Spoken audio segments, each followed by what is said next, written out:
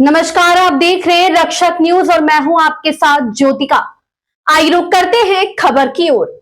नितिन नवीन के किले में प्रशांत किशोर की सेंध की कोशिश। अजय सीट के लिए बीजेपी बड़े दांव की तैयारी। पटना की बांकीपुर सीट विधायक नितिन नवीन के बीजेपी अध्यक्ष बन जाने के बाद खाली हो चुकी है।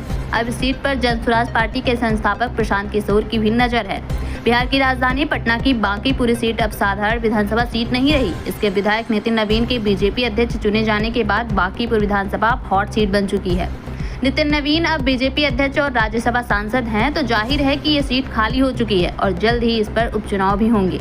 लेकिन इसी बीच प्रशांत किशोर ने भी इस सीट पर अपनी पार्टी जनसुराज की एंट्री करा दी है।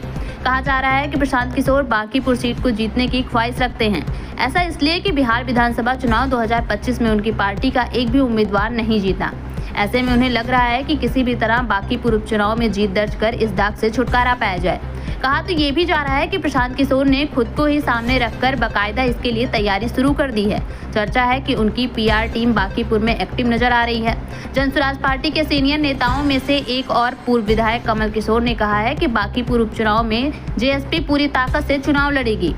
उन्होंने ये भी कहा है कि सब ठीक रहा तो हो सकता है कि प्रशांत किशोर ही यहां से पार्टी के उम्मीदवार हो सकते हैं, लेकिन आखिरी निर्णय बांकीपुर की जनता से मिलने वाली फीडबैक करेगा।